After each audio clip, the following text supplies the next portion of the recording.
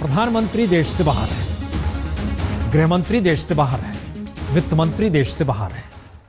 फिलहाल देश चला कौन रहा है? अरविंद केजरीवाल दिल्ली से बाहर हैं। कौन चला रहा है? आम आदमी पार्टी। राहुल गांधी बाहर हैं, 23 को लौटेंगे। कांग्रेस किस दिशा में जा रही है? इन सब पे बात नहीं होगी। तीन चेहरे आपके सामने। समाज हिंसक हो रहा है, अपने अपने तरीके से न्याय करने पर उतारू है। रोगी से मारपीट होती है लखनऊ के अस्पताल में। ये देखिए, रिपोर्ट आती है, वीडियो का चेहरा नजर आता है, उसके बाद इस डॉक्टर को निकाल दिया जाता है, इंक्वायरी कमेटी बैठा दी जाती है। लेकिन ये परेशान करने वाली तस्वीरें हैं। दिल्ली में एक डीटीसी की बस बच्चे को कुचल देती है। हंगामा सड़क पर, कई गाड़ियां फूंक दी गई, डीटीसी बस में आग लगा दी गई। धुआं आपके सामने, आग आपके सामने, बुझाती हुई फायर ब्रिगेड आपके सामने। तिरुवनंतपुरम, बजट को लेकर ऐसा विरोध कि सड़क से लेकर विधानसभा के भीतर हंगामा ही हंगामा। और इन सब के बीच हंगामा करने वाले सड़क पर उतरे लोगों में से एक को हार्ट अटैक और उसके बाद उसकी मौत हो जाती है। लेकिन इन सब के बीच कई लोग घायल होते हैं। तो हिंसा का ये अलग अलग नज़ारा बताता है कि देश के भीतर की क्या परिस्थितियां हैं। लेकिन इन परिस्थितियों से इतर सवाल सिर्फ ये नहीं है कि देश के भीतर झांका जाए। आज हम बाहर भी झांक कर देखेंगे कि बाहर को लेकर इस देश के भीतर सत्ता का नजरिया क्या है। आइए जरा इस सत्ता के चरित्र को पकड़ने की कोशिश की जाए। शुरुआत सत्ता के चरित्र में एक ऐसे माध्यम को लेकर कि लगभग 6 बरस 4 महीने बीत गए। जरा कल्पना कीजिए, जहां से चले थे वहीं पर पहुंचे हुए हैं। क्यों हम इसका जिक्र कर रहे हैं, आइए जरा समझते हैं। 26/11 पर हमले करने वाला कौन सा था? लश्कर का कमांडर और मुंबई हमले का आरोपी लखवी। मुंबई हमले के आतंकियों को ट्रेनिंग और हथियार देने का आरोप। फरवरी 2009 में एफआईए ने लखवी को किया था गिरफ्तार। दिसंबर 2014 में एंटी टेररिज्म कोर्ट ने दी थी जमानत। ये सारे सवाल हैं, लेकिन एक सवाल और है। दरअसल ये हम आपको बताना चाहते हैं, कहां से चीजें शुरू हुई, कहां पर खत्म हुई, उसको दिखाएं। उससे पहले 1 महीना हुआ है आम आदमी पार्टी की सरकार को। पसीना किसका निकला है? हमें लगा इस पे लिखा क्या जाए, जरा तरन्नुम उसी रूप में लिया जाए जिस रूप में ये पार्टी चल रही है।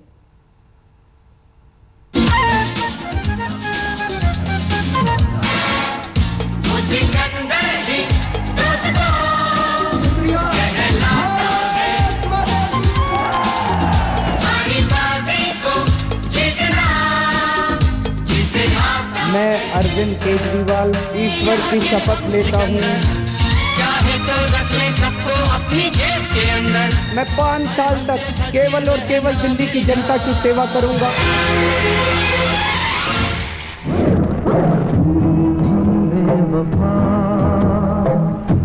विधानसभा चुनाव हो रहे थे तो उस वक्त प्रशांत जी कह रहे थे कि आम आदमी पार्टी को हार जाना चाहिए। जो आरोप हमारे ऊपर लगाए हैं उसको लोकपाल देख ले।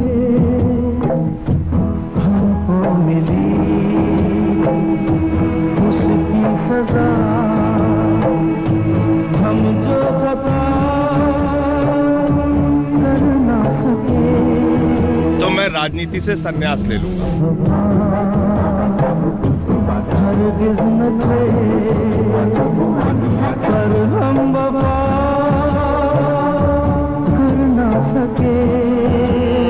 क्या हुआ, कैसे हुआ, कब हुआ, क्यों हुआ, जब हुआ तब हुआ।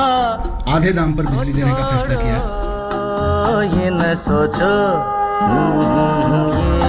ये क्या हुआ, कैसे हुआ, कब हुआ, क्यों हुआ, जब हुआ तब हुआ, तो छोड़ो। सत्ता का ये चरित्र है अपने अपने तरीके से। लेकिन इन सब स्थितियों के बीच आइए हम आपको दोबारा लिए चलते हैं, फिर उसी परिस्थिति को दिखाने के लिए। दरअसल 26/11 का हमला याद कीजिए। लखवी मास्टरमाइंड, 166 मौत, पाकिस्तान से सारे रिश्ते भारत तोड़ता है, डोजियर सौंपे जाते हैं, लखवी जेल में जाता है, सरकार दिल्ली में बदलती है, केंद्र में बदलती है और 26 मई को हाथ मिलाए जाते हैं। साड़ी और शॉल की कूटनीति चलती है। विदेश सचिव वार्ता रद्द कर दी जाती है, इसलिए क्योंकि हुर्रियत से मुलाकात होती है। लेकिन बावजूद इसके नेपाल में हाथ। विदेश सचिव यात्रा की शुरुआत, सार्क देशों के साथ साथ पाकिस्तान पहुंचते हैं विदेश सचिव। लेकिन खबर आती है कि लखवी को रिहा कर जहां से चले थे वहीं पर आकर पहुंच गए और गुनाहगार बेकसूर होने का तमगा साथ लिए चलता है। इसके मतलब क्या निकाले जाए, रिपोर्ट देखिए। जो शख्स मुंबई हमलों का गुनाहगार है वही शख्स बेगुनाही का तमगा लेकर आज रिहा हो गया। और बीते 6 बरस 4 महीनों में मुंबई हमलों को लेकर पाकिस्तान सरकार ने जिस तरीके से भारत के हर सबूत को खारिज किया और पाकिस्तान के साथ रिश्तों को लेकर भारत जिस तरह इस दौर में नरम गरम रुख दिखाता रहा, उसने एक बार फिर ये सवाल खड़ा कर दिया है कि भारत के सामने अब पाकिस्तान को लेकर कोई रास्ता साफ है ही नहीं, या फिर वो करे तो क्या करे। ये सवाल इसलिए महत्वपूर्ण है क्योंकि मुंबई हमलों के बाद भारत ने पाकिस्तान के साथ रिश्तों को पूरी तरीके से तोड़ लिया था। वजह साफ थी, 166 लोग मारे गए थे और आतंक का खूनी खेल कहीं और से नहीं बल्कि पाकिस्तान से ही खेला गया। भारत ने पाकिस्तान को दोषी भी माना और पाकिस्तान के साथ हर वार्ता को ठंडे बस्ते में भी डाल दिया।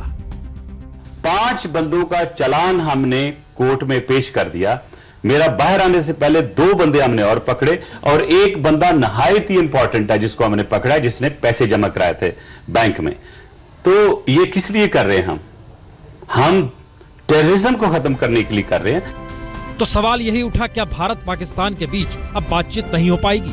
क्योंकि भारत मुंबई हमलों को लेकर एक के बाद एक डोजियर सौंपता चला गया और पाकिस्तान हर डोजियर को खारिज करता चला गया और सिवाय वादों के उसने कुछ किया नहीं।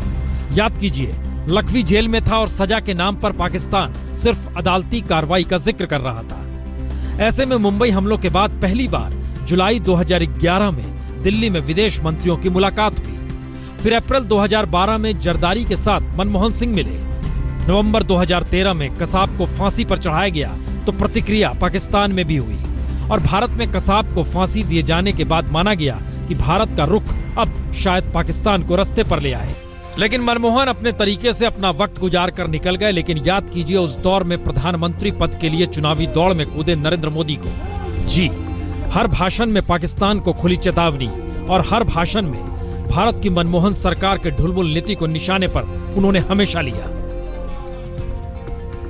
अगर 1 हफ्ते पहले हिंदुस्तान की सरकार जागती, चमेल सिंह की हत्या के विषय में आवाज उठाती, तो शायद सरबजीत को मरने की नौबत नहीं आती। लेकिन सत्ता संभालने के तुरंत बाद शपथ ग्रहण में शामिल होने के लिए पाकिस्तान के प्रधानमंत्री नवाज शरीफ को निमंत्रण भेज दिया और उसके बाद साड़ी और शॉल की गिफ्ट के आदान प्रदान तो हर किसी को याद होंगे। यानी डिप्लोमेटिक संबंधों को नई ऊंचाइयां दी गई क्या, ये एक सवाल उभरा। लेकिन रिश्ते परवान चढ़ते उससे पहले ही पाकिस्तानी उच्चायुक्त अब्दुल बसित ने भारत की नाराजगी को दरकिनार करते हुए कश्मीरी अलगाववादियों से मुलाकात कर डाली।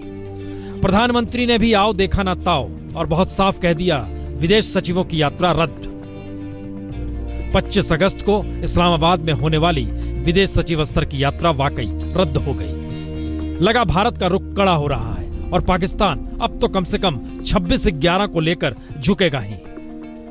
लेकिन गाड़ी पटरी से वार्ता को लेकर क्या उतरी, उसके बाद स्थिति डामाडोल क्या हुई और विदेश नीति को लेकर क्या उभरा, इन सब के बीच कुछ भी तय हो पाता, उसके आगे बात इन सब से आगे निकल गई।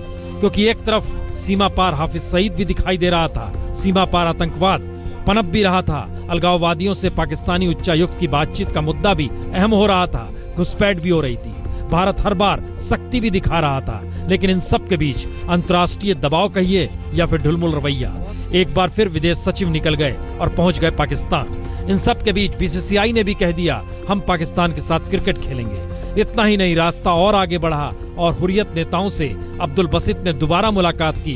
भारत इस बार कुछ नहीं बोला। संकेत ये सब क्या है? क्या पाकिस्तान के साथ विदेश नीति लोगों की भावनाओं से इस देश में संचालित होती है या पड़ोसी देश के साथ रिश्तों के महत्व को लेकर? वाकई तय कुछ भी नहीं है और ये रास्ता कब तक इसी तरीके से चलता रहेगा, इंतजार शायद अभी भी करना है। और वजह यही थी कि सत्ता के इस चरित्र के मद्देनजर हर राजनीतिक दल के नेता खुलकर सामने आ गए अपनी अपनी बात रखने के लिए। संसद के भीतर आवाज उठी, लेकिन कहा क्या गया कि क्या पाकिस्तान गंभीर है रिश्तों को सुधारने के लिए? अगर है तो लखवी को छोड़ना, उसकी रिहाई हिंदुस्तान को कभी मंजूर नहीं कि उसको अभिनव भारत के सुपुर्द किया जाए। वो मोस्ट वांटेड आदमी है, तो उसको भारत के अंदर ही उसकी जगह है। विदेश सचिव स्तर की वार्ता सोच समझ करके आगे बढ़ानी चाहिए थी। सिर्फ जम्मू कश्मीर में सरकार बने इसकी एवज में पाकिस्तान से वार्ता हो रही है। हम इसको राष्ट्रीय हित के लिए अनुकूल नहीं मानते हैं। दुर्भाग्य है कि जब भारत पाकिस्तान से शांति की बात कर रहा है और हमारी सचिव स्तरीय बातचीत भी उसके साथ शुरू हुई है, एक ऐसे माहौल में पाकिस्तान ने लखवी को जमानत देकर हमारी दोस्ती की बातचीत पर एक प्रकार से तेजाब छिड़का है। हर के अपने अपने सवाल हैं, लेकिन जवाब जो चाहिए शायद वो जवाब अब भी किसी को नहीं मिल रहा है कि रास्ता क्या किया जाए। अटल बिहारी वाजपेयी कहा करते थे, पड़ोसी कैसे बदलिएगा, बात तो करनी ही पड़ेगी, क्या यही रास्ता है? ये सारे सवाल अपनी जगह पर हैं, लेकिन इन सवालों के बीच एक सवाल ये भी है कि राजनीतिक दल के पीछे अगर कोई विचारधारा है और उस विचारधारा को दरकिनार करके अगर सत्ता के लिए ही समूचा संघर्ष देश के भीतर होने लगे तो क्या कीजिएगा? जिक्र वाकई बीजेपी और आरएसएस का ही हम कर रहे हैं। रिपोर्ट देखिए। कार्यकारिणी में बदलाव के जरिए बीजेपी खुद को भी बदलना चाहती है, तो आरएसएस अपनी कार्यकारिणी में कोई बदलाव नहीं चाहती है। बीजेपी चेहरों को छोड़ हिंदुत्व के उस राग को पकड़ना चाहती है जहां यूपी की जमीन पर संघ का एजेंडा नजर आए, तो संघ खुद को जस की तस हालत में रखकर बीजेपी और सरकार को खुली छूट के संकेत दे रहा है। संघ की कार्यकारिणी नागपुर में चल रही है और बीजेपी की कार्यकारिणी आने वाले वक्त में बेंगलोर में चलेगी, और इन दोनों के बीच संघ के एजेंडे को बीजेपी अपनी कार्यकारिणी से आगे बढ़ाए और संघ सरकार के साथ समन्वय बनाने के लिए खुद आगे न आकर बीजेपी के रास्ते ही सरकार को समझाए, कुछ ऐसी ही दिशा में दोनों तरफ बिसात बिछ रही है। दरअसल यूपी इस दौर में सबसे महत्वपूर्ण तौर पर बीजेपी के लिए है, संघ के लिए है, यानी राजनीतिक जमीन भी और एजेंडे के तौर पर भी। तो संघ की विचारधारा के विस्तार के लिए भी यूपी की जमीन सबसे उर्वर मानी जा रही है। इसीलिए अमित शाह ने बीजेपी कार्यकारिणी में हिंदुत्व या कहें भगवा खुली एंट्री कराई है। साध्वी निरंजन ज्योति, योगी आदित्यनाथ, कल्याण सिंह के बेटे राजवीर सिंह और वरुण गांधी की पहचान यूपी की राजनीति में कहीं न कहीं हिंदुत्व के राग से ही जुड़ी हुई है। वहीं संघ के भीतर से कारवाह भैयाजी जोशी की जगह दत्तात्रेय होसबोले को लेकर जिस तरीके से भैयाजी को सरकार से समन्वय बनाने के लिए नियुक्त किए जाने की बात कही जा रही थी, अब माना जा रहा है कि उस पर ब्रेक लग चुकी है, यानी संघ अपनी कार्यकारिणी में कोई बड़ा बदलाव करने नहीं जा रही, सिवाय इसके जो पद खाली हुए उन्हें भर दिया जाए। जहाँ तक जम्मू कश्मीर का विषय है, ये केवल दो पार्टी के सरकार के बीच की भावनाओं के तालमेल नहीं, ये पूरे देश के लोगों की भावना से जुड़ी हुई बात है। ध्यान दें तो बीजेपी और संघ दोनों ही बदल रहे हैं। बीजेपी अध्यक्ष अमित शाह की धार दिल्ली चुनाव के बाद और बिहार में मांझी चाल के बाद कुंद पड़ गई। उसके बाद कश्मीर में साझा सत्ता के लिए विचारधारा तक को ताक पर रखकर जिस तरह बीजेपी ने कदम बढ़ाया, उसने संघ के भीतर वैचारिक तौर पर भूचाल ला दिया, और इसका असर नागपुर की कार्यकारिणी में बहुत साफ दिखाई भी दे रहा है। आलम यह हो चला है कि वहां पर निंदा प्रस्ताव तक कश्मीर को लेकर लाने के विचार प्रतिनिधि सभा के भीतर किया जा रहा है। लेकिन इन सब से इतर दूसरी तरफ बीजेपी का रुख बहुत साफ हो चला है। किसी तरीके से सत्ता चाहिए तो विचारधारा को डंप किया जा सकता है, और दूसरी तरफ सरकार ये मानकर चल रही है कि अगर उसे विकास की उड़ान भरनी है तो फिर आर्थिक नीतियों को लेकर संघ से टकराना ही पड़ेगा। और इन सब के बीच संघ खुद को खुला इस रूप में छोड़ने को तैयार है कि फिलहाल वो बीजेपी पर या सरकार पर कोई नकेल कसेगा नहीं। असंतुष्ट होने के कोई कारण नहीं है। संतुष्टि होने के लिए 5 साल तो इंतजार करना पड़ेगा, तो 9 महीने में सभी हो जाए ऐसे तो हो नहीं सकता, लेकिन दिशा ठीक है ये हम मानते हैं। तो फिर ये रास्ता जाता किधर है? यानी बीजेपी की चुनावी जीत के रास्ते कोई भी ना आए और मोदी सरकार के विकास की नीतियां कैसी भी हो, संघ को क्या सब मंजूर है? दरअसल प्रतिनिधि सभा के मद्देनजर ऐसा ही कुछ निकलने वाला है। वाकई संघ को सब कुछ मंजूर है, इसीलिए संघ कोई परिवर्तन अपनी कार्यकारिणी में नहीं करेगा, और बीजेपी अपनी 111 सदस्यों की कार्यकारिणी के जरिए बेंगलुरु बैठक के बाद आगे का रास्ता बनाएगी, और इन सब के बीच मोदी सरकार की उड़ान जारी रहेगी, चाहे बीएमएस रूट है या किसान संघ या स्वदेशी जागरण मंच। हमारे संवाददाता हिमांशु ने जानकारी यह भी दी कि दरअसल धारा 370 को जिस तरीके से डंप किया गया उसको लेकर खासा आक्रोश है। इसका मतलब बहुत साफ, विचारधारा संघ छोड़ना नहीं। संघ के सामने चुनौती क्या है इन सब के बावजूद भी? आइए जरा इसे भी देख लेते हैं। संघ के सामने सबसे बड़ी चुनौती आर्थिक नीतियों तले स्वदेशी का मतलब स्वदेशी जागरण मंच भी है हाशिए पर। भूमि अधिग्रहण से किसान संघ को मुश्किल है, कैसे किसानों के बीच जाएं, कैसे सरकार के साथ खड़े। और लेबर रिफॉर्म का जिक्र जो हो रहा है उससे भारतीय मजदूर संघ यानी बीएमएस खफा है। तीनों संगठन संघ के सत्ता के लिए विचारधारा ताक पर रखी जा रही है। बीजेपी जिस दिशा में सत्ता चाहती है, विकास के नाम पर हिंदुत्व दरकिनार है, हिंदुत्व तबके को दबा दिया जाए और कहीं विकास का जिक्र बार बार हो, ये तमाम चीजें लगातार चल रही है।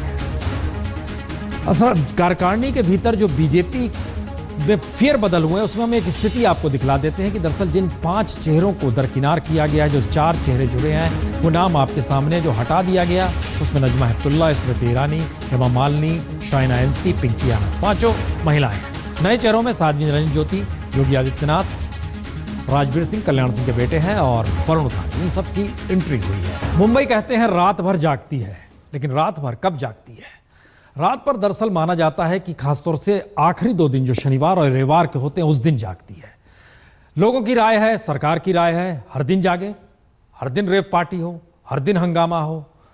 लेकिन इन सब के बीच हाईकोर्ट का कहना है ऐसा मत कीजिए, महिलाओं की सुरक्षा पहले देखिए, इसलिए हर दिन मत कीजिए।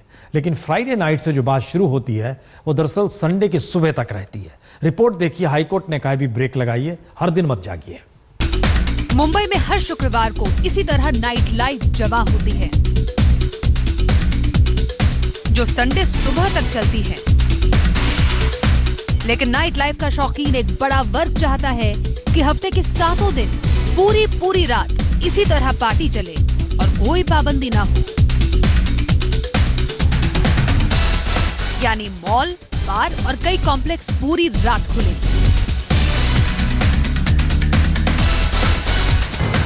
शिवसेना के उद्धव ठाकरे काफी दिनों से इसकी हिमायत करते रहे हैं और हाल में सरकार बनने के बाद उन्होंने कोशिश तेज भी कर दी थी। सरकार ने भी इसे सैद्धांतिक रूप से मंजूरी दे दी थी। तर्क था कि मुंबई की आर्थिक सेहत सुधरेगी, कामकाजी लोगों को सहूलियत होगी, टूरिस्ट आकर्षण बढ़ेगा।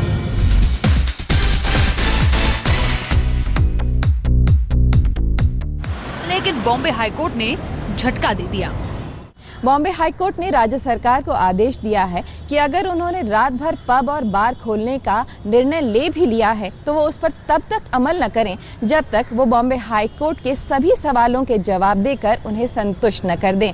दरअसल बॉम्बे हाईकोर्ट शहर में महिलाओं की सुरक्षा को लेकर आश्वस्त होना चाहता है। यानी 7 दिन नाइट लाइफ हो या ना हो, लेकिन आज शुक्रवार है तो मुंबई में आज की रात तो नाइट लाइफ वैसी ही होगी जो संडे की सुबह तक हर किसी को अपने आगोश में रखेगी। विद्या, मुंबई, आज तक।